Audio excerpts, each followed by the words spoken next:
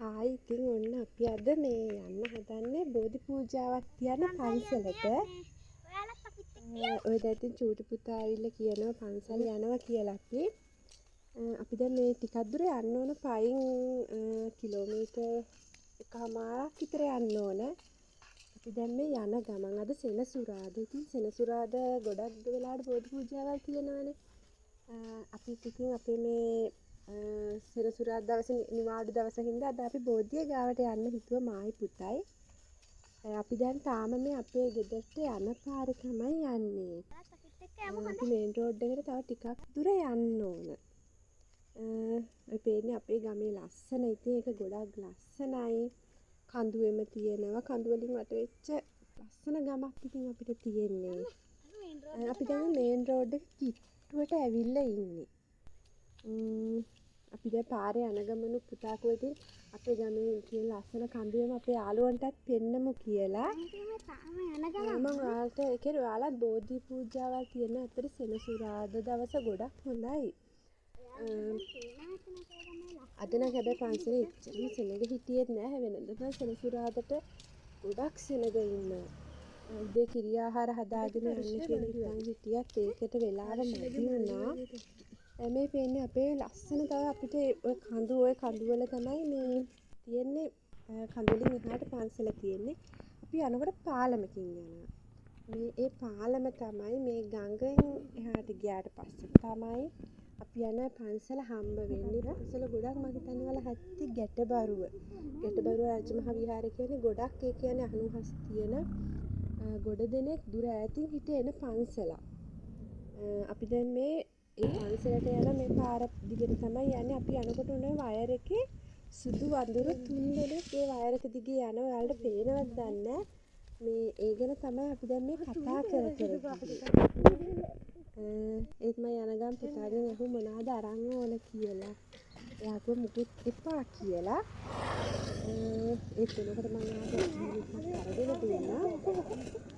ඇත්තටම වීඩියෝ වෙලා නැහැ. මොකද මේ ෆෝන් එක අල්ලගෙන යන්න අමාරුයි. මේක කට්ටිය බලනවා මොකද මේ ෆෝන් එකේ වීඩියෝ කර කියලා.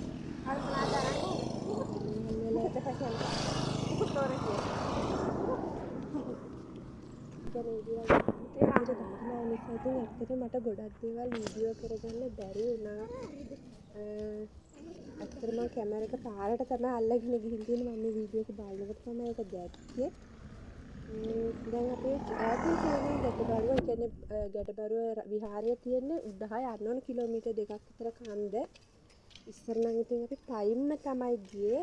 දැන් ඉතින් ගොඩක් අය වාහන වලින් යන ඒනකට පයින් යනකොට තිබුණු ඒ දැනෙන සතුට නිකන් අපි ඇත්තටම පන්සල් ගියා කියලා දැනෙන්නේ පයින් ගියාම තමයි. දැන් ඊළඟට අපි කඩේකට ගියා. ඉතින් හඳු කුරු පොල් තෙල් පහන් තුර ඒ ටික ගන්න. කඩේ ගාවට ගිහිල්ලා අපි ඒ ටික ගගෙන යන්නේ දැන් බෝධිය ගාවට.